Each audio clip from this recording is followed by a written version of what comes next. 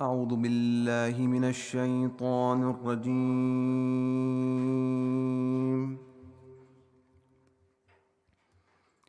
بسم الله الرحمن الرحيم.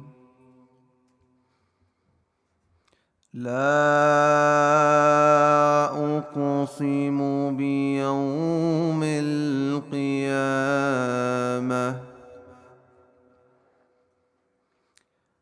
ولا أقسم بالنفس اللوامة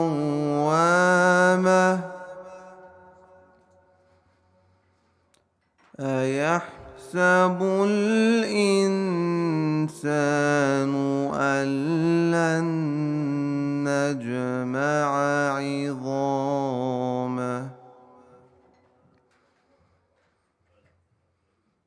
بلى قادرين على أن نسوي بنانه بل يريد الإنسان ليفجر أمامه يسأل أيان يوم القيامة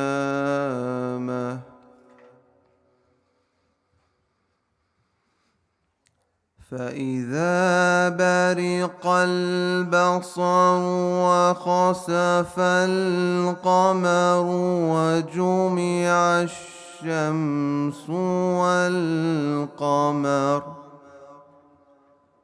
يقول الإنسان يومئذ أين المفر كلا لا وزر إلى ربك يومئذ المستقر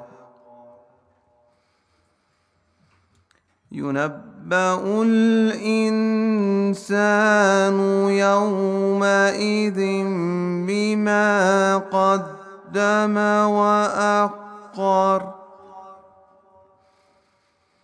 بل الإنسان على نفسه بصيرة ولو ألقى معاذيره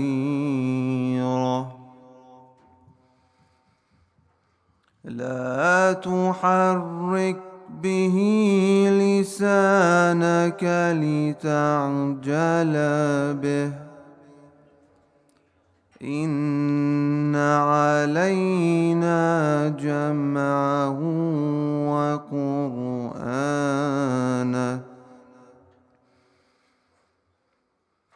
فإذا قرأناه فاتبع قرآنه ثم إن علينا بيانه كلا بل تحبون العاجلة وتذرون الآخرة وجوه يومئذ ناظرة إلى ربها ناظرة ووجوه يومئذ باسرة تظن أن يفعل بها فاقرة كلا إذا بلغت التراقي وقيل من راق وظن أنه الفراق والتفت الساق بالساق إلى ربك يومئذ المساق فلا صدق ولا صلى ولكن كذب وتولى ثم ذهب إلى أهله يتمطى أولى لك فأولى ثم أولى لك فأولى أيحسب الإنسان أن يترك سدى ألم يك نطفة من مني يمنى ثم كان علقة فخلق فسوى فجعل منه الزوجين الذكر والأنثى أليس ذلك بقادر على أن يحيي الموتى صدق الله العلي العظيم وصدق رسوله الكريم أفلح من صلى على محمد وآل محمد.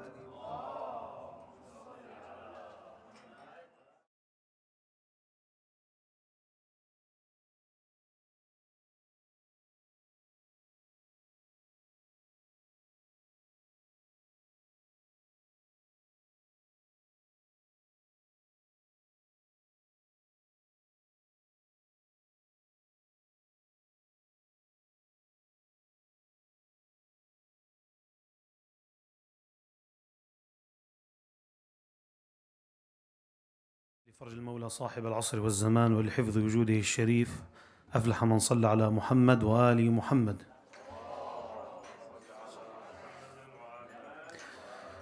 أعوذ بالله من الشيطان الرجيم. بفضل الله بسم الله الرحمن الرحيم، وأفضل الصلاة وأزكى التسليم على المبعوث رحمة للعالمين سيدنا ونبينا وحبيب قلوبنا وطبيب نفوسنا محمد وعلى آل بيته الطيبين الطاهرين،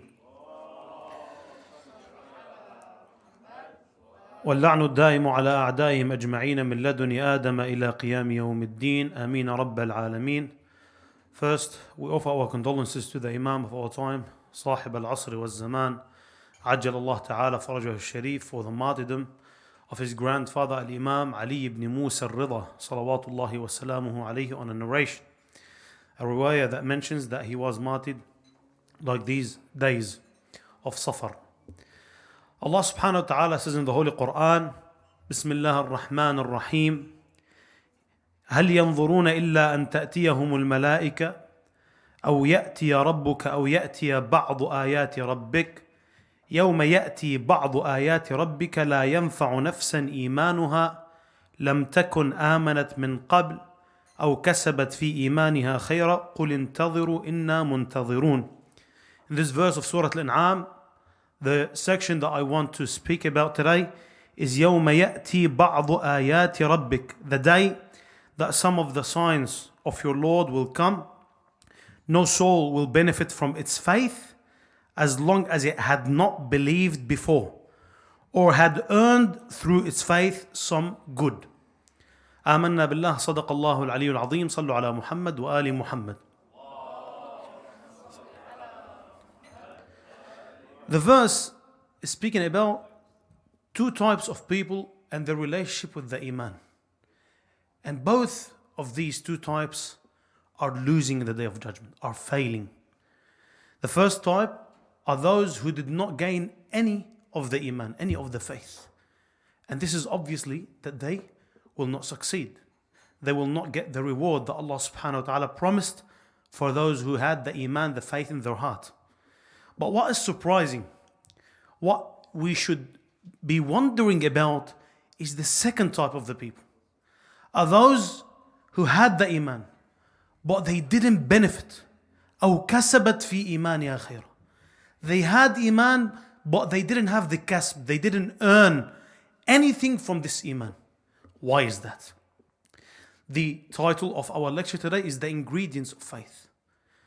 Anything in our life, whether it's related to food, to work, it has some kind of ingredients.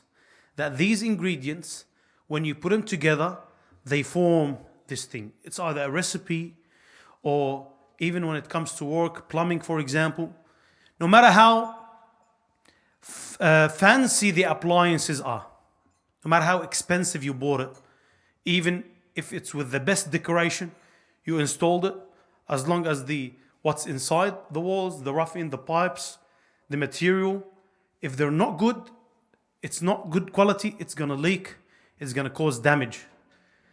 I can bake the best decorated cake there is. It looks so nice, but maybe I used rotten eggs in it, or milk that is expired. Once I taste it, it doesn't taste the way it looks. So everything has ingredients. Some of the ingredients they can show physically, like colors, like anything else. But some ingredients they do not show. Same thing with the Iman. Those people on the day of judgment who didn't benefit even that they had Iman, because Iman is a greater level of submitting. Islam, when someone submits, قالت الأعراب آمنا قل لم تؤمنوا ولكن قولوا أسلمنا. People came to the Prophet, the Bedouins, the dwellers of the desert.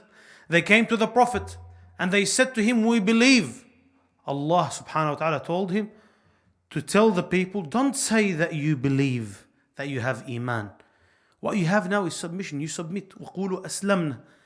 And faith and Iman had not yet entered your hearts. Why? Because you came from the desert, Bedouins. You have no education.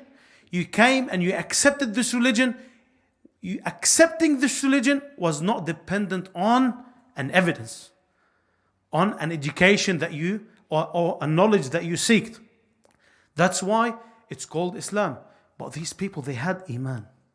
But at the same time, they didn't benefit from it because they didn't have all of the ingredients. What are these ingredients?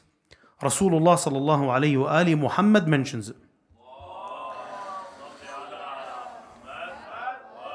He says, الإيمان قول مقول وعمل معمول وعرفان العقول. 3 ingredients. What is Iman? Iman is words that are said and actions that are done. وعرفان العقول. Knowledge in the hearts. Knowledge that I seek, that feeds my intellect. When I have all these 3 things, then that's how my Iman will give me something, will benefit me something. I will earn from this Iman that I thought that I worked hard for it. I was raised upon it, and then when I grew older, I started to seek the evidence for what I believe in, listening to the lectures. So it has to be words that I say, like the shahadat, like admitting, and then it has to be an action that I do that it depends on the Iman. An example to that, each and every one of us is supposed to be a sheikh. Doesn't matter whether he wears the turban or not. A sheikh in the sense that he should seek the knowledge to a point that he doesn't need the answers to any question. What he benefits from the lecture after that is a reminder. Sheikh al-Ansari, he used to meet Sheikh Ja'far al-Tustari. Sheikh al-Ansari was Sheikh al-A'zam. He was the greatest scholar of all times. And then Sheikh al-Tustari was a person who used to give lectures. Sheikh al-Ansari, whenever he met Sheikh al-Tustari, he says to him, عظنا فقد قست قلوبنا. Give us a lecture, give us an advice, give us a sermon, because our hearts are hardened. Sheikh al-Ansari didn't know the knowledge. He had the knowledge. He had access to the knowledge. But yet he needs to listen to this. So all of us, we are supposed to seek this knowledge. So our iman can be suitable to our actions can be suitable to our iman. I can't say, for example, my role in this community is different than the role of the other person. I can dress this way. Maybe he wants to dress more modestly than I do, but this is how I am. No, iman, religion has a dress code, has standards for behavior, standards for actions, that it's supposed to be unanimous, uniform for everyone. Sallu ala Muhammad wa ali Muhammad. We mentioned earlier that ingredients can be something that can show outside physically, and some ingredients that cannot be shown. The narrations that I mentioned from Rasulullah sallallahu alaihi wasallam, two of these ingredients are physical. قول مقول, certain things that are related to words that I say, and certain things that are related to actions. And if we go to the characteristics of the mu'min, because the mu'min is a great creation of Allah subhanahu wa ta'ala. Allah subhanahu wa ta'ala says in the divine hadith, وَعَزَّتِي وَجَلَالِي مَا خَلَقْتُ مِنْ خَلْقِي خَلْقًا أَحَبُّ إِلَيَّ مِنْ عَبْدِيَ الْمُؤْمِنِ. There is no creation that I created out of everyone, all the creations that are created, more beloved to me than my worshipper who is mu'min, who has the iman. And if we look at the characteristics, the majority of the time, if you want to reach iman, most of the narrations speaks about physical characteristics. For example, Amir al-Mu'mineen says, Al-Mu'minu bishruhu fi wajhih. Al-Mu'min, al-bishr is like the signs of happiness, signs of tranquility. It's always on his face, while his sadness is always in his heart. Why? Because to that point, the mu'min doesn't want to harm his brother in faith. Because if I show my sadness, then this brother in faith, he's going to ask me, I'm going to hurt his heart, because I know as a mu'min that Allah subhanahu wa ta'ala is going to aid me through this trip in this dunya. أوسع شيء صدرا. He's very patient. It's very hard to get him angry. يكره الرفعة ويشنأ السمعة. He doesn't want fame, and he hates having a high status in the dunya in the eyes of the people. طويل غمه بعيد همه. And he's always in sadness. In what sense? Thinking about the hereafter, thinking about my responsibility towards the afterlife. What am I going to face in that world? طويل غمه. لطيف الحركات. His behavior are nice. When you look at a mu'min, it will give you tranquility in your eyes when you see a mu'min. You look at a mu'min, لطيف الحركات. He's not a burden upon you. You can have him as a guest, you can sit with him for hours and hours, and you're not going to get bored of him. لطيف الحركات. حلو المشاهدة. Monitoring him is something that is sweet. يطلب من الأمور أعلاها. What he seeks from things in this dunya is the greatest things. I don't want anything that can cause me disrespect.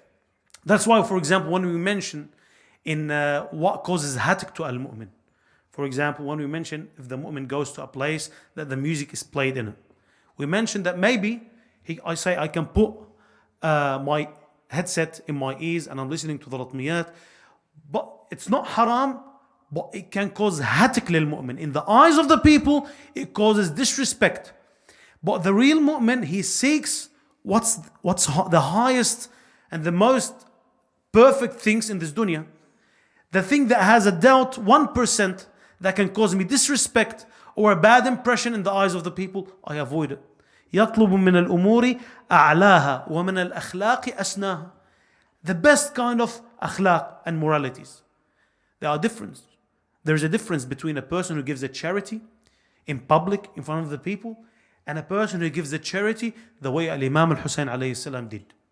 How he gives the charity while he's turning his face and from behind the door. So the difference here, both of the things are good and it's recommended, and I'm getting a lot of rewards out of it. But the mu'min, he seeks the best of the mu'min. And you notice that all of these characteristics are related to the physical actions, words, or behavior. So I might do that. I might be a person who reaches, I read this, I go to the books, I want to be a mu'min, I gather these characteristics, but on the day of judgment, it doesn't benefit me. Why is that? Because the third ingredient is not there. Which is what? Irfanul uqul. Having the knowledge in my heart. And now I chose to speak about this because alamat al-mu'min khams. Now we are approaching al-arba'in, and a lot of people, they went to the ziyarah. They are walking towards the grave of Imam Hussein salawatullahi wa salamu alayhi. The minimum distance that the majority of the people walk is 90 kilometers from Najaf to Karbala. Some people, they started walking from far away, going through the mud street where it was flooding in Iraq, but they still walk. So we say, even these people that have iman and they walk towards the grave of Abu Abdullah al-Hussein on the day of judgment, this iman is not going to give them anything. What is this ingredient that is missing? Is the ma'rifah, is the knowledge in the iman. And we have an example, Imam Rida salawatullahi wa salamuhu alayhi, the one that we are commemorating his martyrdom on this night. What do we know about Al-Imam Rida alayhi salam? What we know about him is that he was chosen to be the heir to the Khalifa al-Abbasi, al-Ma'mun al-Abbasi. He was forced. What we know about Imam Rida, that he's buried in Mashhad. Maybe we know the name of his mother, maybe we don't. Maybe we know his rank in Ahlul Bayt, his number, he's the 8th, and maybe we don't. But is that it? Ma'rifah in the Ma'soom, in the Imam, it means having no doubt in his actions, as we mentioned with Al-Imam Al-Hasan alayhi salam last week. Imam Rida is very similar to Al-Imam Al-Hasan. When we go to the history and we read that Al-Imam Rida was forced to accept Wilayat al-Ahd, to be the successor of Al-Ma'mun. The next day, it was the 6th of Shahr Ramadan, where Al-Ma'mun put him a chair next to him, and the Imam sat next to Al-Ma'mun alayhi la'inullah, and the people were gathered, the food was distributed, and people like me, a person who doesn't know much about the Imam, seeing this, that the Imam is sitting on a chair next to a throne of a man that is a tyrant, that kills innocent people, that steals the people's money. What would I say? If I want to compare with nowadays, everyone who deals with a tyrant, I deal with him in a very low way, because this person, he's betrayed. He's betraying the good ones. He's choosing to befriend a tyrant, and he's smiling in his face. But if I have enough ma'rifah in the ma'soom, I will try to understand the wisdom behind it. I will have no doubt about Al-Imam Rida salawatullahi wa salamuhu alayhi. And we notice that what you gain from this iman in this dunya is that al-mu'min mukaffar. Mukaffar means he's hidden. His actions are not praised.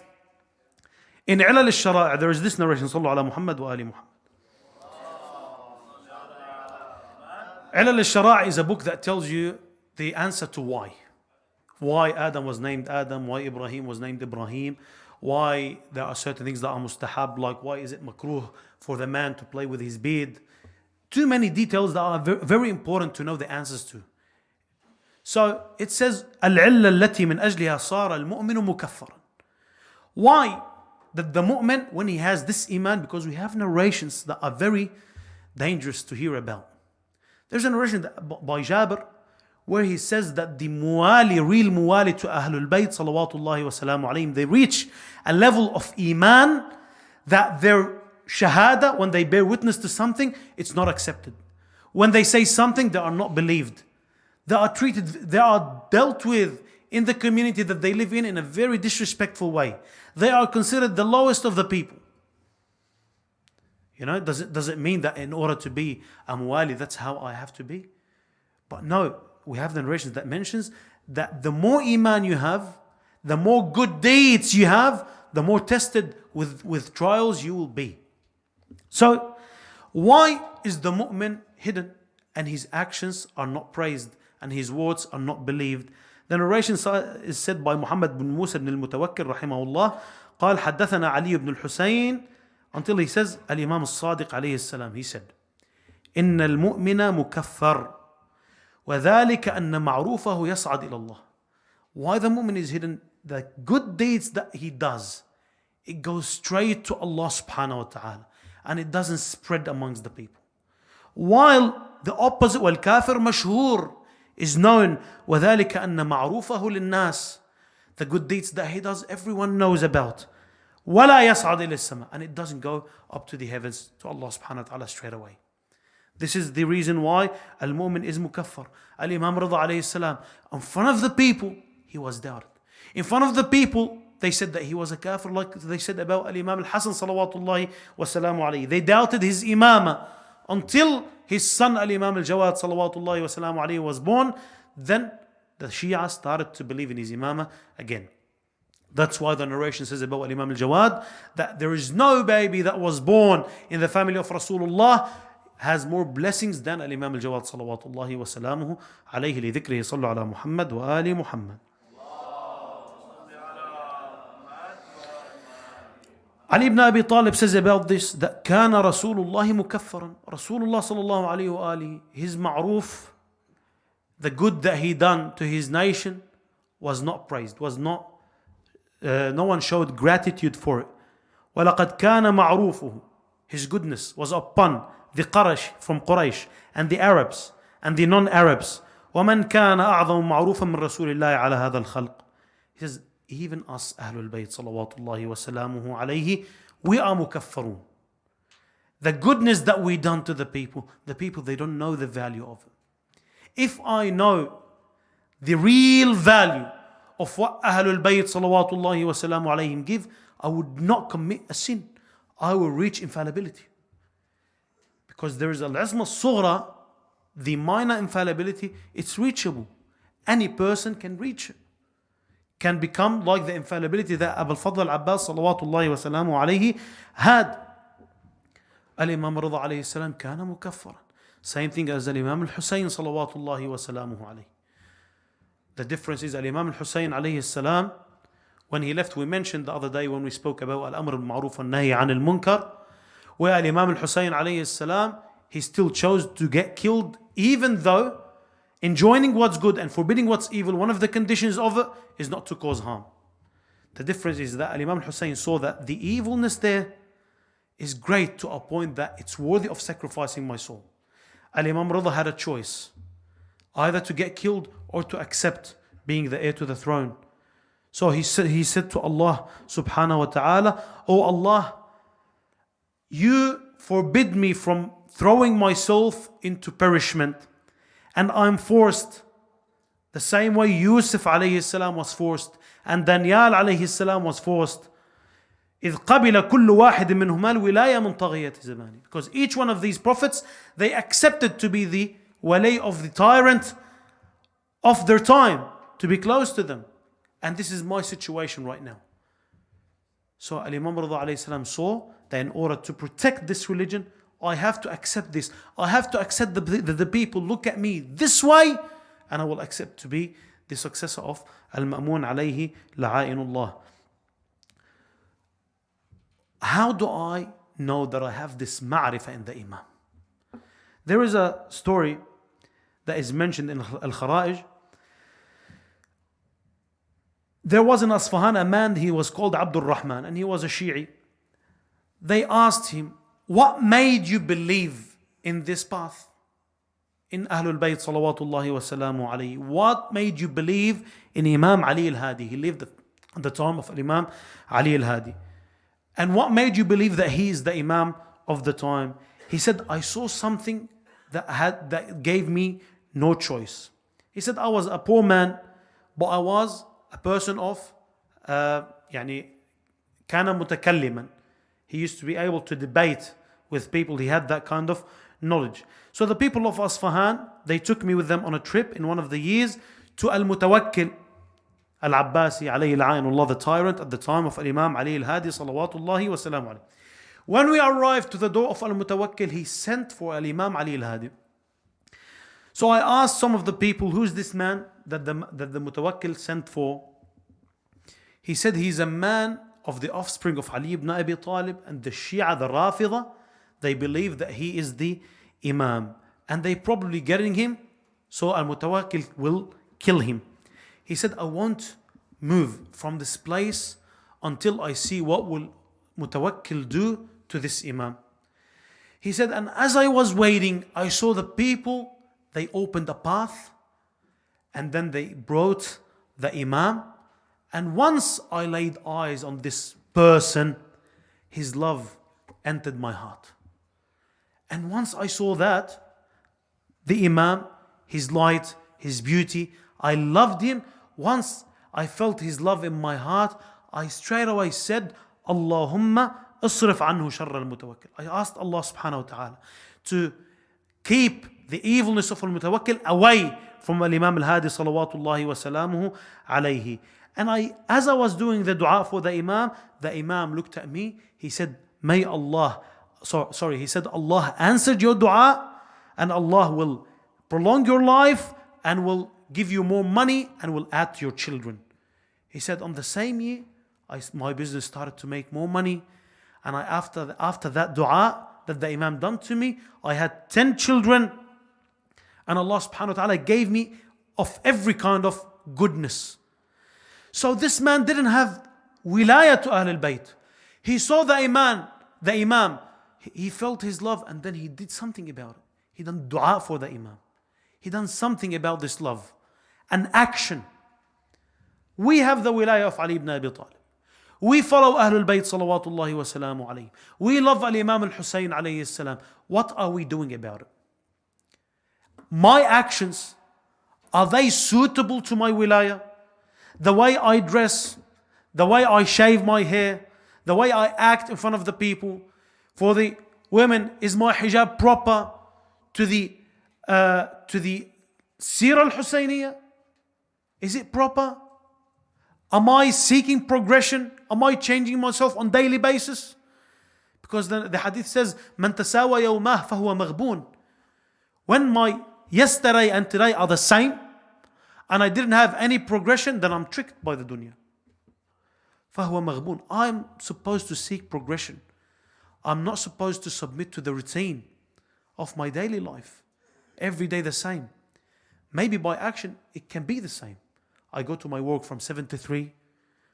And on the weekends I sit with my family.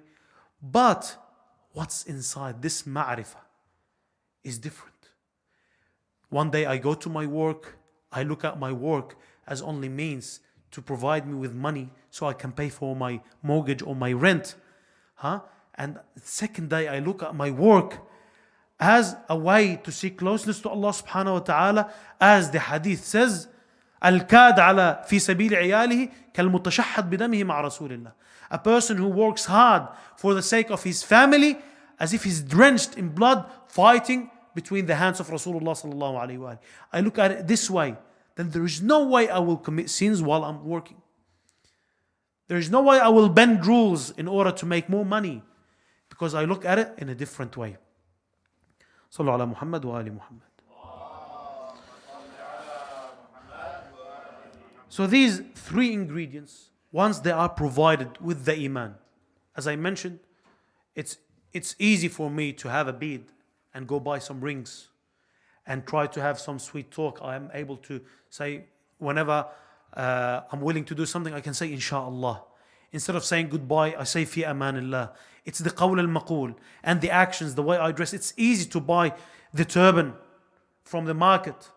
It's easy to buy this. It's easy to buy the shirts that I can close the bottom to the top. Very easy. But what's hard is to have to combine it with the ma'rifah in the heart. That's why the verse says that I started with, on the day of judgment, there are people that have no iman who will fail, and there are people that have iman and they will fail, because their iman didn't give them anything. they did not combine it with the ma'rifah. That's why من زار الحسين عارفا بحق كمن زار الله في عرشه أو ضمنت له على الله الجنة. Whoever visits Al-Imam al-Hussein know the haq and the right of Al-Imam al-Hussein salawatullahi wa salamu alayhi, as if he's visiting Allah in his throne, as if he ضمنت على الله له على الله الجنة, I will guarantee heaven for him. There is ma'rifah bil-haq. That's why sometimes I read ziyarah from far away. It's much better than walking 90 kilometers to Al-Imam al-Hussein alayhi salam. There is that man, and I think I mentioned this story in Shahr Muharram, a man who used to serve in the shrine of Al-Imam Hussein. He used to sweep the ground, take the shoes of the zuwar, give them the numbers and whatever, what they do in the shrine. And he said, once I became poor and I needed money, and I knew that person from India, he's a Raja. He was not a Muwali, but he used, a lot of people from that country, they love Al-Imam al-Hussein alayhi salam from different religion. So he said, I knew him. He used to always visit Al-Imam al-Hussein. I wanted to go to him to India so he can help me financially. He said, I traveled to India. I went to him, said, can you lend me some money, 10,000 rupees or 7, I don't know what's the currency at the time or whether it's US dollars. He said, give me 10,000. He said, I will give you the money and don't give it to me, back to me, but I have one condition. You gift me one of the ziyarah that you did for Imam Hussein. The man, he said, look, every day I do ziyarah for Imam Hussein. It's a currency that I have a lot of it. And he said, I started to think about the lowest ziyarah that I done. A ziyarah that I didn't put effort in. And I said to him, like, this ziyarah that I intended in my heart, it's for you. I give you the rewards for it. The man went back to his house. He went to sleep. In his dream, he saw Imam al-Hussein alayhi salam saying to him that ziyarah that you gifted was the only ziyarah that was accepted from you.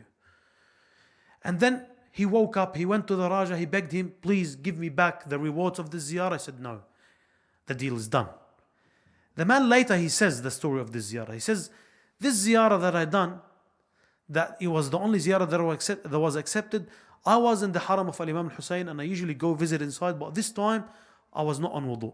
I did not perform wudu. So I looked at the dome of the shrine of Imam Hussein and I looked down to the ground with shyness, with a broken heart. I'm embarrassed from the Imam and I said, Assalamu alayka ya Aba Abdullah. He said, that ziyarah with that intention, knowing the right of Imam Hussein that I cannot visit except with a pure body and a pure heart, that ziyarah, it was loyal, it was sincere. That was the only ziyarah that was accepted from him. It had ma'rifah combined with it. Same. That's why we mentioned that these three ingredients of the iman cannot be complete. I won't eat a cake with rotten eggs in it, even if all the other ingredients are not expired. I cannot install in my house fancy appliances if one of the pipes is always leaking, which will ruin of course, because this is my profession, I'm giving this example. Sallallahu ala Muhammad wa ali Muhammad. So iman and actions, what's the ma'rifah and the actions are always combined. In the words of Amir al-Mu'mineen, he says that al-iman is of three parts. Ma'rifatun bil-qalb, and knowledge that is in the heart. When I have certainty, attending lectures, going to Arabic school is not enough. What we mention in the majalis, it's only keys. It's very brief talk. Each word can open the door to a lot of topics. What we give here is only ru'us aqlam, only pinpoints. When was the last time I opened a book that is related to my religion in order to seek some knowledge, in order to elevate my knowledge in certain things? In the seerah of Ahlul Bayt salawatullahi wa salamu alayhi. Nowadays, there was a questioning about the ghulu. What is ghulu? Exaggerating and giving Ahlul Bayt more than the right, more than the characteristics. Some latmiyat started to be recited on the minbar in Ashura, saying things about Ahlul Bayt. People, they see it weird. And there is an istifta that was done for Sayyid Sistani. The question was, when we say that Ahlul Bayt, they can create and they can give rizq, is this ghulu? Is this exaggerating? Of course, Sayyid Sistani's answer was, yes, it is, except in the sense that we say that by the permission of Allah, the same we say about the prophets. The same we say in the Quran that Jesus alayhi salam, Isa alayhi salam, يُبْرِئُ الْأَكْمَهَ وَالْأَبْرَص وَيُحْيِي الْمَوْتَى. He can heal the blind and the leper, and he can bring back the dead to life. And the prophet that created the bird by the permission of Allah subhanahu wa ta'ala, وَنَفَخَ فِيهِ, and he blew into that bird. The same way Allah subhanahu wa ta'ala ينفخ فيه in his creation. So by the permission of Allah subhanahu wa ta'ala, why not? Like that man who doubted the knowledge of Imam al-Kadhim, the Imam told him, do Allah subhanahu wa ta'ala have the ability to put this knowledge in the mosquito? Of course the man knew, if he says no, it's kufr, because Allah is capable of doing everything. Allah can give it to the mosquito. He said that I am better than the mosquito. My status in the eyes of Allah is better. So Allah subhanahu wa ta'ala can give. But here, when it comes to questioning ghulu, I have to know first what are the limits of ghulu. Ahlul Bayt, the Imam says, قولوا فينا ما شئتم. Say anything you want about us. ونزهون عن الربوبية. Do not give us the status of Allah subhanahu wa ta'ala. And whatever you say, you won't reach our truth. ومهما قلتم لن تبلغوا. The same way, the perfect ma'rifah in Allah subhanahu wa ta'ala is knowing that I cannot reach His ma'rifah. Ahlul Bayt salawatullahi wa salamu alayhim are the same, because Rasulullah says, oh Ali, no one knows you except for Allah and me. I can't reach their ma'rifah. So I have to have that ma'rifah in the heart. Ma'rifah bil qalb wa iqrarun bil lisan, to show this iman on my tongue, on my speech, wa amalun bil arkan, when it's embodied on my actions. Sallu ala Muhammad wa ali Muhammad.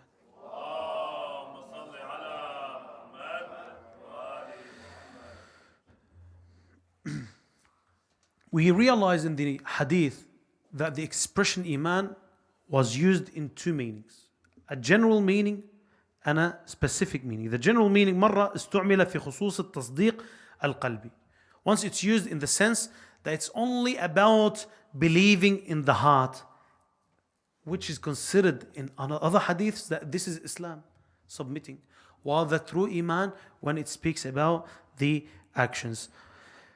And finally, علامات المؤمن خمس. There are 5 signs of a mu'min. علامات المؤمن خمس. التختم باليمين, wearing the rings in the right hand. And we know how important it is, especially when it comes to praying.